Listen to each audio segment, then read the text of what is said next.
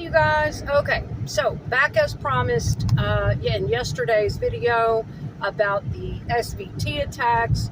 This is going to be the follow-up to that video. This is part 2, and in this video I'm going to tell you guys what those attacks were like, what those experiences are like, what they were like for me, how it came on, what triggered it, and how I have dealt with those attacks, okay? But before I get into that, and luckily I haven't had very many, okay? For that I am grateful, and I am hoping to connect with others that have them. I really am. So if you have had SVT attacks in your life, if you have these experiences, no matter how mild, no matter how infrequent or frequent, if you have them weekly, daily, or once a year, please drop me a comment, network with me, tell me your experience. I've never met anyone else in my personal life that has had this particular issue, okay?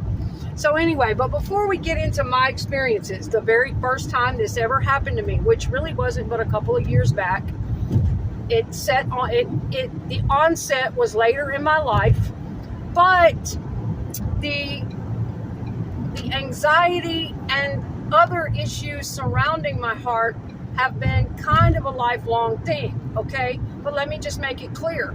I do not have a heart problem.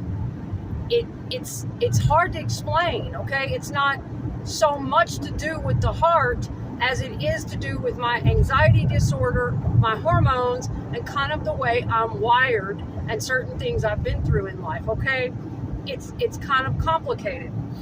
But I posted another video up earlier today, and sorry if I got a little overwrought in it, but you know, sometimes I shouldn't. I'm really working on not being a reactive person, just letting stuff slide off my back.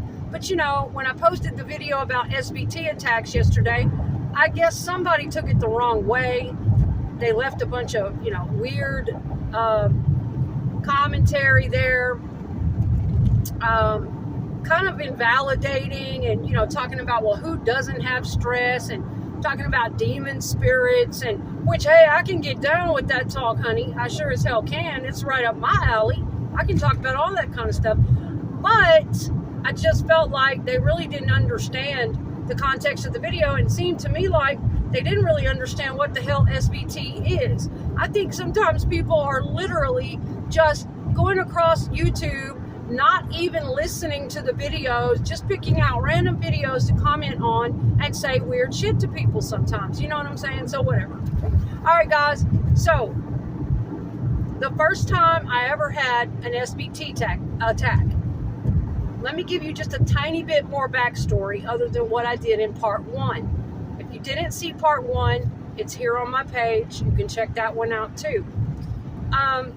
In which I explain more of the technical stuff, more of the medical stuff, exactly what SVT stands for, and all of that stuff, causes, symptoms, blah, blah, blah. All right. The very first time I ever had one of these, a little bit of backstory context for you. I have generalized anxiety disorder. I have PTSD. I have obsessive compulsive traits, and I have severe panic attacks. Those started in on me when I was about 17. Okay.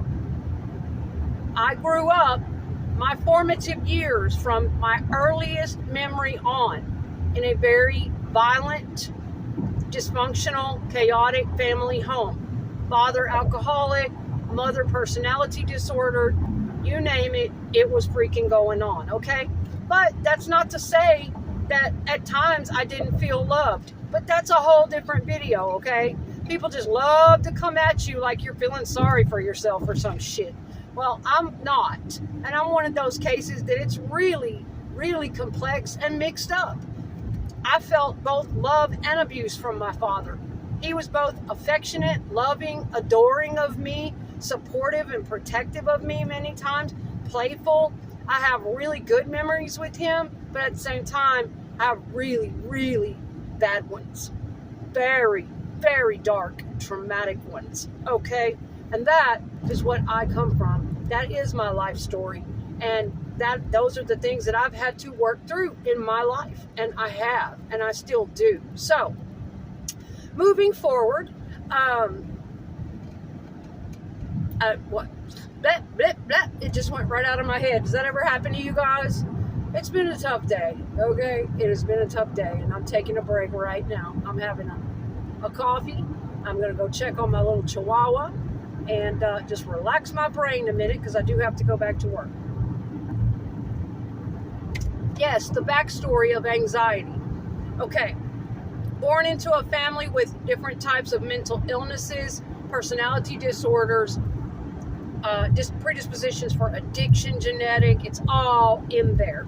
All of my siblings and I, okay? This is all rampant in my family. All of us have PTSD and anxiety disorders, and many of my siblings other disorders, okay? So this all started at a young age, but I didn't really feel anxiety attacks. I didn't really feel panic attacks. I didn't feel any of that stuff growing up. I was too busy getting my ass beat. I was too busy reacting. I was too busy running away from home and running the streets and running around with folks. And, I never really got into hard drugs at a young age. Thank you, God, because I know a lot of people that I loved have, and it's just wrecked their lives or taken their lives.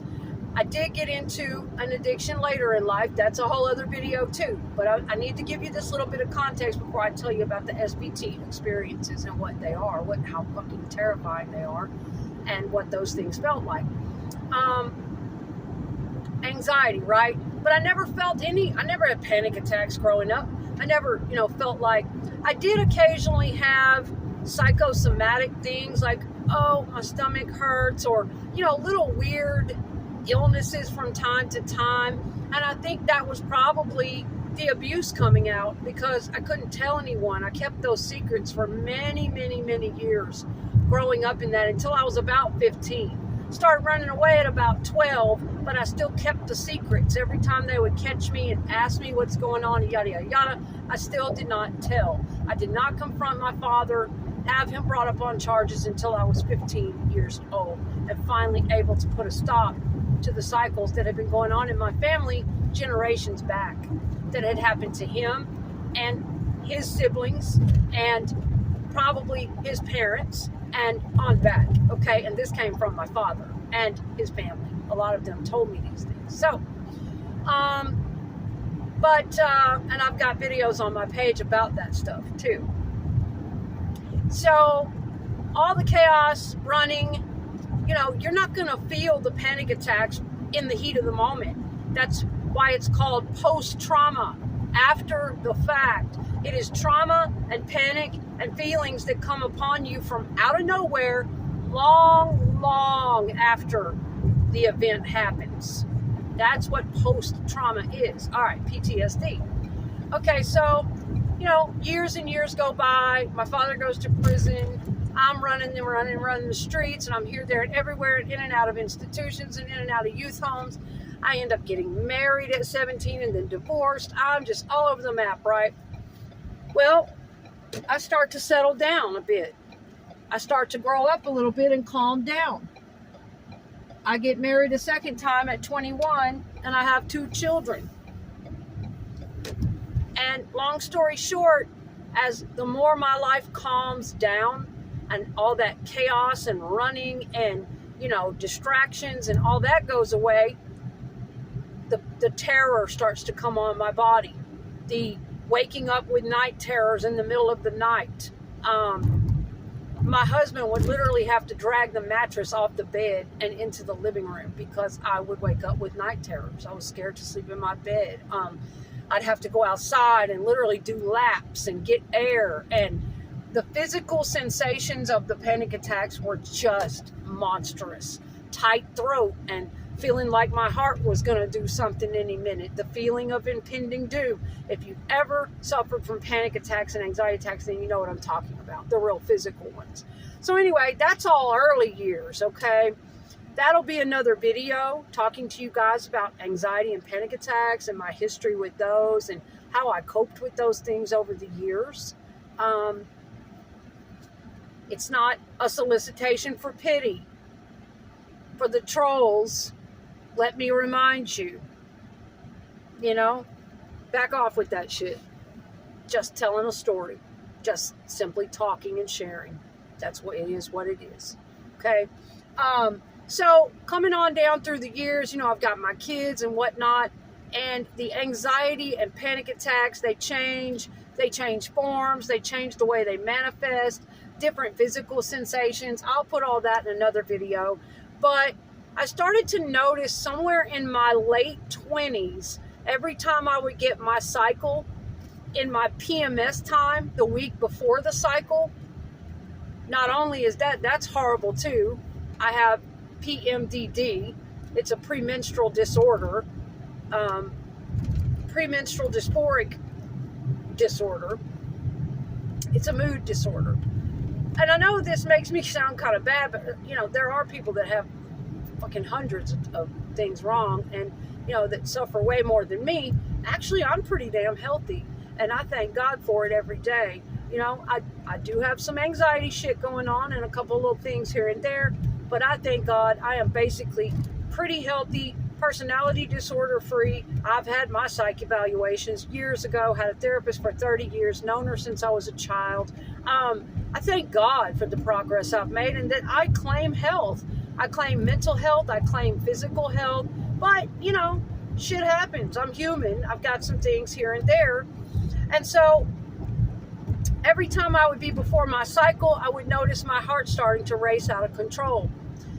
And it was just horrific, just terrifying. And I would have to call the ambulance, or I would only feel better in the emergency room. And that went on for years, y'all, until at some point, my heart started shooting up to 140, 150 at rest for no reason. And there are no stimulants going into this body.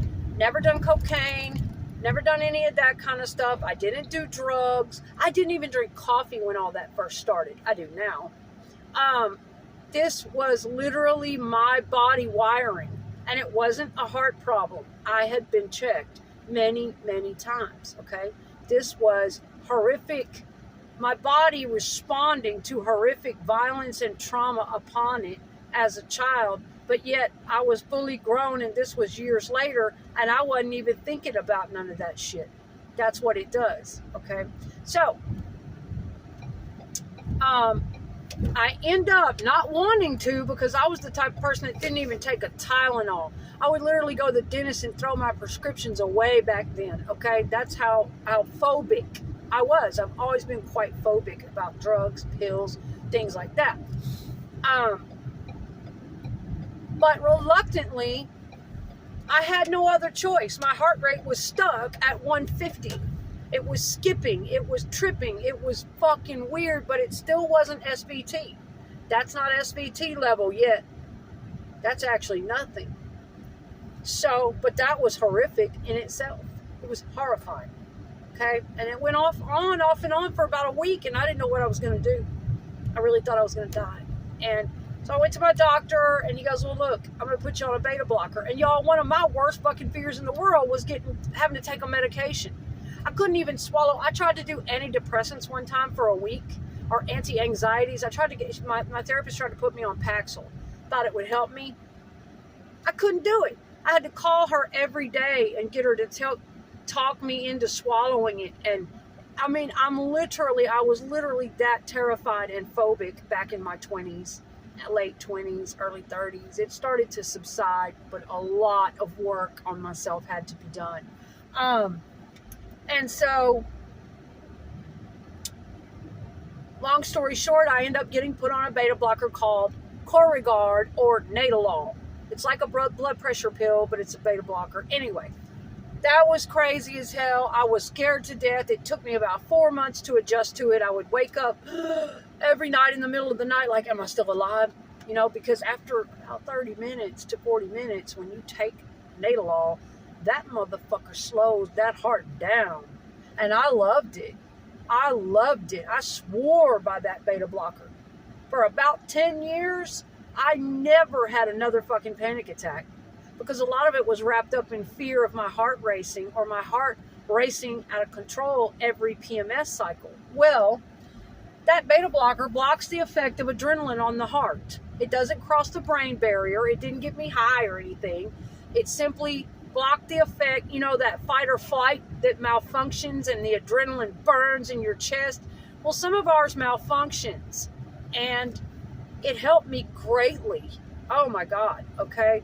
But for about 4 months, adjusting to that fucker, it was like walking in quicksand. That's how I felt.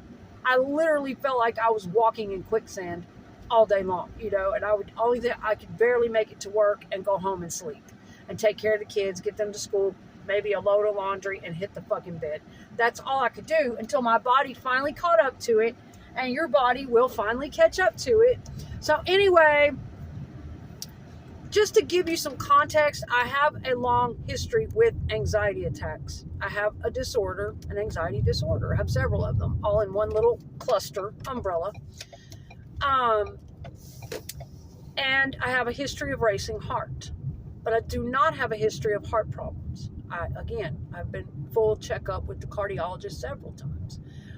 It is not a heart issue, and I was really thankful for that, because I know some people do, but it's terrifying, okay? And yes, it would be even more terrifying if, it was a serious fucking heart condition. Those kind of things are terrifying. But anyway, well, let's get on to the SVT, the actual SVT attacks, and when those started, when everything changed. And I'm leaving out a lot. I'm leaving out a lot of life, a lot of changes in life, a lot of experiences and ups and downs. I'm going to jump from the time I started taking that first beta blocker when I was in my early mid-30s. I was around 34, okay? And at the time that all that happened to me, that first time, I had just finished my associate's degree. My kids were getting into high school age, junior high. I was starting university, and someone I had been dating for almost 8 or 9 years was leaving the state for good. And there were trouble going on, and I was losing. It was just chaos, it brought on this anxiety within me, and it wasn't something I was consciously thinking, like, oh my God. I wasn't, but my body reacted to it. And I just, it just put me in some kind of state that the electrical impulses, that's why I've learned over the years why we have to be so careful with what we think, even the thoughts that we allow to run across our mind and entertain them for too long and then try to stuff them down. Oh, I'm not going to think about that. They keep coming back up. We've got to be so careful how we deal with our thoughts and how far down we stuff them. And because somehow, sooner or later, they come out in the body, we find that it's still in there. It's still something that manifests into a physical illness, or perhaps, rewiring the brain, the stress levels, or illnesses, the electrical, parts of the heart. It's kind of fascinating to me. So we do have to be very careful, and I'll get more into that kind of talk coming in the future in some of my spiritual videos about how very important it is that we watch our thoughts, even our fucking thoughts. Because on this side of the veil, yes, it takes more physical effort to get things to happen and to get things we want and to do things. But on the other side of the veil, everything is all thought-based. Absolutely thought-based. You think it, you're there. It's a whole different story. And I'll tell you how and why I know that from experience in future coming videos. So you might want to stay tuned, or, if you haven't been here before, if you're not subscribed, go ahead and subscribe, because I will be getting stuff like that up in the coming future. All right. So back to the whole anxiety, SVT, all that stuff.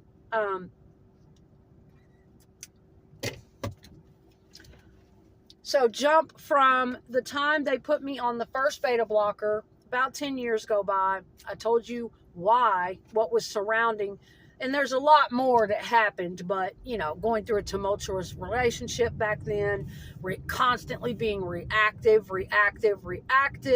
It wasn't just, trauma laying dormant in there. And mind you, I was in therapy working on stuff all those years too. But no, it wasn't just that. I was going through some, pretty hefty stuff back then, okay? And I'm sure all that reacting, getting upset, getting pissed, and not really solving the problems a lot of the time, I'm sure it conditioned the electrical impulses of my heart a certain way.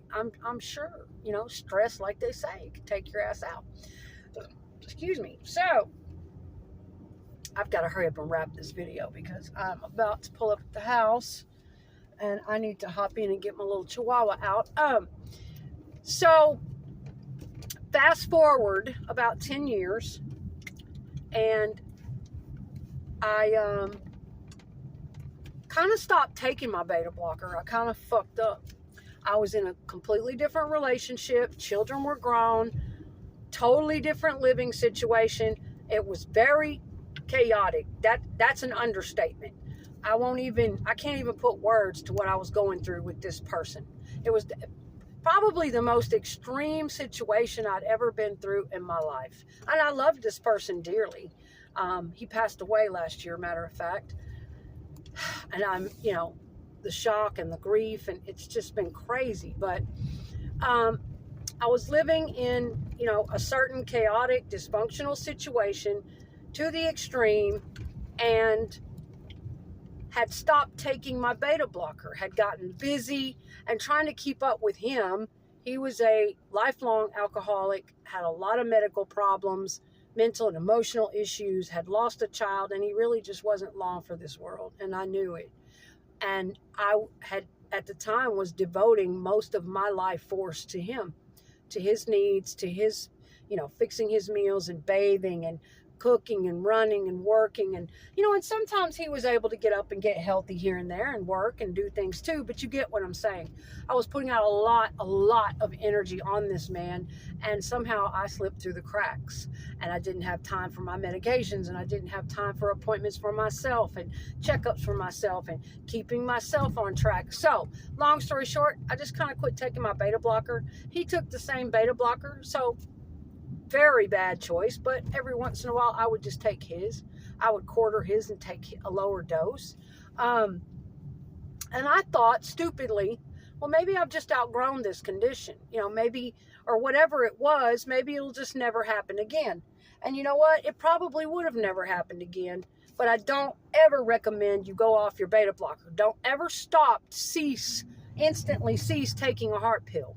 You don't do that. You talk to your doctor first. I probably could have left those beta blockers alone, because I went for about a year without taking it with no problem. But the constant trauma and chaos with him, I mean, literally, he was the type of person that would get drunk, and as much as I loved him and wanted to be with him, he would just torment me, follow me from room to room, wake me up in the middle of the night, dragging me out of the bed, wanting attention.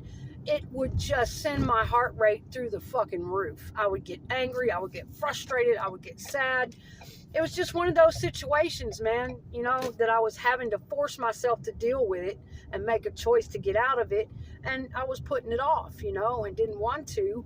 And so one morning, here was the first SVT attack. One morning, I'm out delivering DoorDash on a crisp November day in 2020. The pandemic has already blown through the world for months. The whole fucking world has been under a lot of shock and trauma at that time. People dying right and left. I mean, imagine, that's enough to put somebody in a heart condition right there. I delivered an order that day and was walking back to my car, and I did nothing particularly different. I had not eaten that morning. It was about 10 o'clock. I had a cold cup of coffee in the car that I had been sipping on.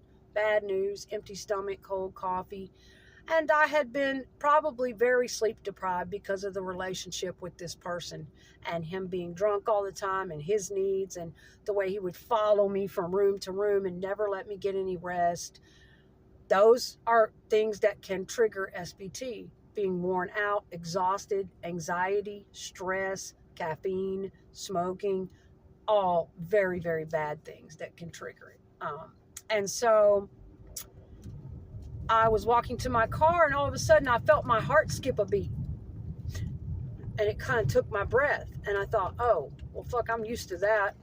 It's time of my cycle, it'll be all right. But I had not been on a beta blocker. It had been about a year since I had been taking a beta blocker that protects me.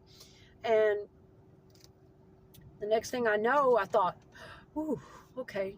It skipped and it was starting to go up real high. And I thought, okay, you're all right. It does this kind of shit all the time. You've been through worse. Just sit down in the car, take some deep breaths, and it's going to calm down, girl, like it usually does. No. This time, I really thought I was going to die. I thought I was passing over at this point, okay? My heart was beating so fucking fast. I had never felt anything like it in my life, and never in my history of panic attacks had I ever felt such a fast heart rate. I can't even describe what was going on in my chest. The flutters and the feelings and it was so rapid. So I thought, damn, girl, I guess you're going to have to call an ambulance out here. I thought my days of that were over. Probably going to have to make this a 3-part little series as far as the SVT goes, because I know I'm not always as concise with my videos as I'd like to be. Sometimes I get to yakking, but I thought, shit, so I called the ambulance. You're not going to be able to get this down. There's something really off. Something is really fucking wrong here. And I was horrified, absolutely horrified. The ambulance got out there. They got me on board and got me hooked up to the machines, and I looked over at that fucking machine, and I will tell you that motherfucker said 225, honey. 225! I can't even believe, looking back, what in the fuck, the things that I've been through on this earth and endured and been allowed to come back from it and have more time to heal and do better and try again or learn from it, share it. The things, it's almost like in my spiritual perspective, I feel like I have been made to face and walk right through many of my worst fucking nightmares. Anything that used to be a worst fear of mine, I have been forced to confront them and walk right through those things. And my heart doing that was always one of my worst fears when having panic attacks. Always afraid my heart's going to run away. Always afraid something's going to happen to my heart. Always afraid of a heart attack, this, that, and the other. That's very common with people that have anxiety disorders and panic attacks.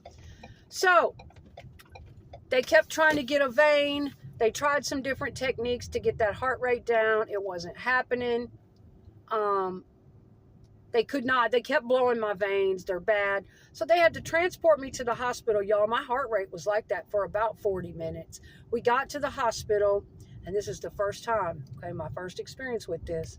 And I thought I was going to die. I was calling my boys and saying, hey, I don't know what's going on with me, but if something happens, I love you. And I literally thought I was about to pass right out of this world. I had to sit there on that ambulance till we got in the hospital and endure that feeling that I can't even describe. I'm sure people who do cocaine and do shit like that, they have shit like that happen, but it was horrific. It was so horrifying. And got to the hospital, got me in the emergency room, and I really didn't know what to expect. I didn't know how they were going to stop it. I was even more scared they were going to have to do something horrible to me, like shock me with those things, or, I'm scared of medications. It was just a horrific experience. They gave me a shot in the arm of something called adenosine. If you've had these experiences, then you know what I'm talking about. And within just a few seconds, they said, all right, just sit back. You're going to feel it in just a moment, kick in your chest. And within a couple seconds, it was like, And all the doctors and nurses were all excited. Like they had given me the adenosine and they were on their own trip, not even worried about me. They were like all talking to each other and like, watch the screen, watch the screen. And the next thing I know, I was like, hey, you guys, hey. I was trying to get their attention about what was going on in my body. I was like, something just kicked in my chest and it stopped. Like, I feel better. It's going down. And they were all in their own little worlds watching the screen going, look, there it went. Boom. Fucking stops your heart and resets it. And you feel it kick in your chest and do its deed. And oh my God, like it was terrifying and extraordinary all at once. And I'm just like, holy shit. You know, I just couldn't believe that had just happened. It went from 225 down to right back to normal, down to 75 or 80 within a few seconds. And even thinking about it, man, it scares the shit out of me. Like I've been trying to keep my lifestyle as healthy as possible lately so that does not continue to happen to me, okay? Because it happened at least 3 more times. Thank God it does not happen frequently. It is a very random event that happens very randomly, generally under extreme stress or when my body has fever, or there's different things that can bring it on. But they got my heart rate back down. I was ever so grateful. I couldn't even believe that I'd had that experience. And so they began to tell me what it was that I had just experienced. And that I was okay, that it's pretty common. It's not life-threatening, but I did need to see a cardiologist. Although I'd had many checkups from my doctor and EKGs and heart checks in the past, it was time for a full battery and to go to the cardiologist. So I set all that up. I got on a new beta blocker, by God, never to go off of it again. Keep that heart rate nice and steady. You know, protect me from this wiring, this faulty wiring that I have, not in my heart, but in my wiring, my fight or flight, my adrenaline. Something is just off. Not even the cardiologist could find anything. Like, you don't have a heart problem. Your heart is strong and healthy. You know, they think it has to do with my adrenaline, certain hormones.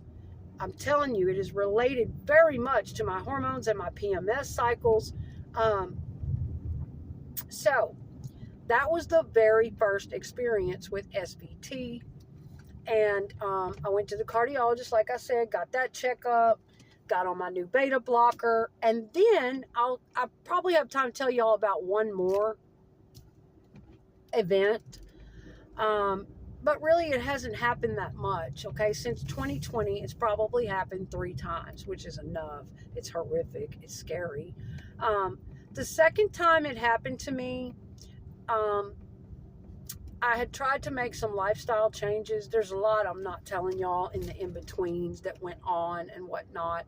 I had tried to make some lifestyle changes after that first event because I had the doctor tell me straight up, like I told y'all in the other video, eventually, not right now, but eventually, whatever it is you're doing, whatever it is you're involved in, you better get out of it because you could die. You could die of a broken heart. You could die of heart stress. Whatever the hell's putting this amount of stress on you, you better get out of it. So they did say that to me. And so by 2021, November 2020 was the first. By July of 2021, I did make some small lifestyle changes, but I was still involved with my person. I was still going through enormous amounts of stress and heartbreak with him. I mean, when I say heartbreak, I can't even put words to the amount of pain that I was going through with him, and because of him sometimes. It can affect your heart. So, here we are, July 2021. I don't really know where he is at this point. I am at the swimming pool with my mother. And you know, heat, getting too hot and flustered is another thing that can trigger SVT. At least it does for me. We were at the swimming pool. Not a thing in the world going on, just she and I, pretty quiet. I bent over to pick up my lighter and came back up really quickly. And do you know that quick, rapid change in positioning can bring on it jumping into an abnormal rhythm? And that's exactly what happened. I stood up and I felt my heart skip a beat really hard. And I said, Mom, I knew it was coming. I knew I wasn't going to be able to get it down on my own, that it was going to 200, and it did. I said, Mom, you're going to have to call the ambulance right now. And they got out there, and that's sure as shit. It was at 225. And once again, they had to give me that shot of adenosine. And this time when they gave it to me, I didn't feel the kick in my chest, but I felt almost as if, oh, thank you, God. Almost as if they had given me a shot of narcotic or heroin or some shit. Not that I've ever done heroin, but, I know what opiates feel like, because later in life, yes, I did have an addiction for a short time.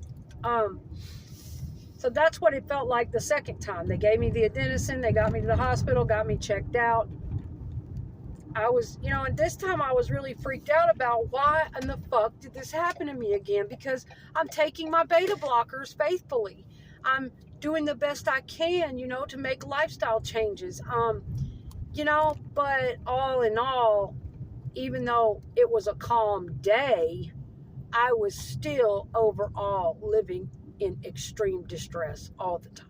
Extreme anxiety with my partner, extreme anxiety about my finances and my car and this and that. And life was just enormously stressful. And I don't give a shit about you wacko trolls coming across my shit talking about, well, who is stressed? Who did they provide the debt?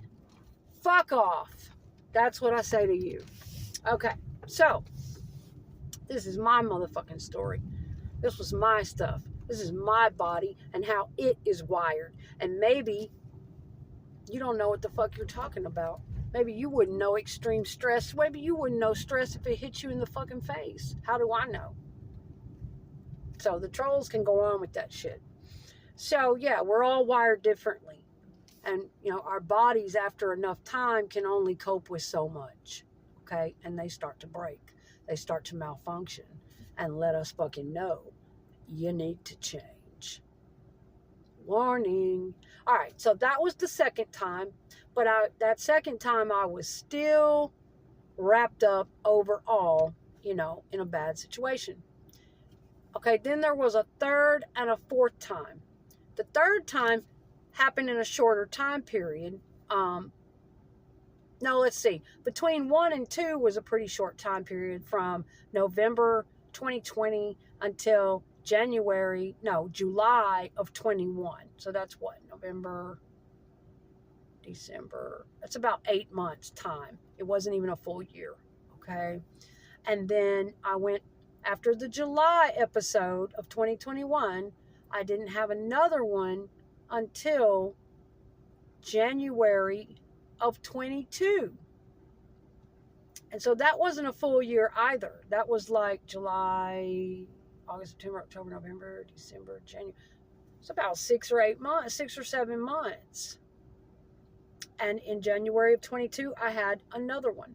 Again, from bending over and coming up really rapidly, not taking my time. These days, I'm aware of that shit. I don't just bend over, honey, real fast and come back up real fast.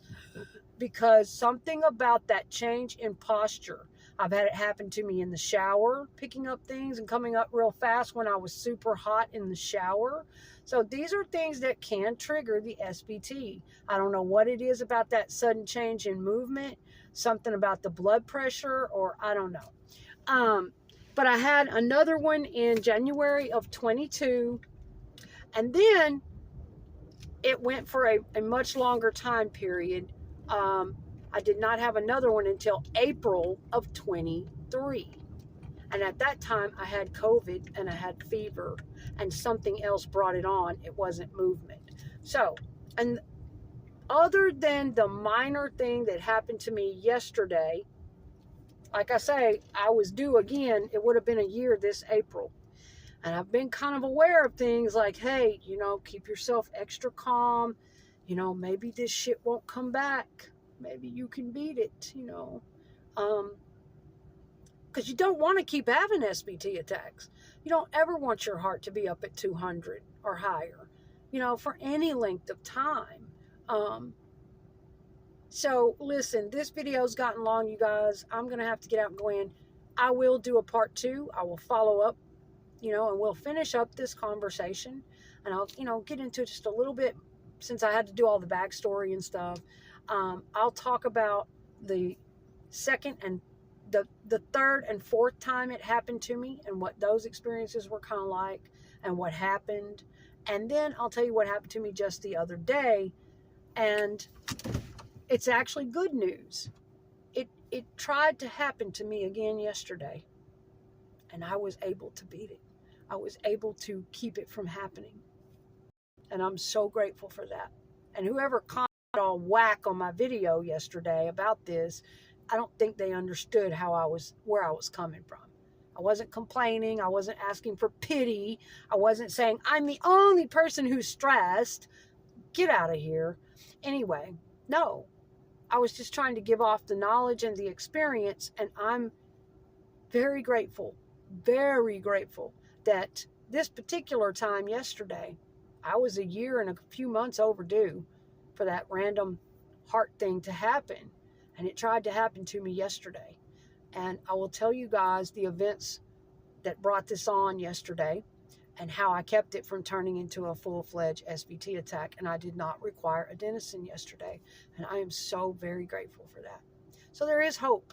If you have SVT, depending on your life and your wiring, and if you've been checked by the heart doctor fully and you don't have underlying heart problems, if yours is anxiety based like mine, or different things, hormonally based, whatever, there certainly is hope. Talk with your doctor. Your diet, your rest, your lifestyle, your job, your relationships, everything that you're doing in life, if it is extremely chaotic, extremely stressful, there is hope, okay? With the proper medications if you need them, and the proper lifestyle changes, meditation, and staying calm, and taking really good care of yourself, setting really good boundaries. Sometimes we really have to do that.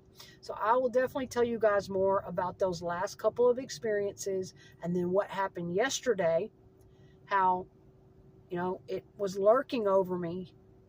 When's the next one going to appear? What's going to bring it on? And I was literally able to get it back down. And I'm so grateful to God for that, because it's a horrifying type of experience. Thank you guys for being here. Thank you for watching. And I'll see you in the next video.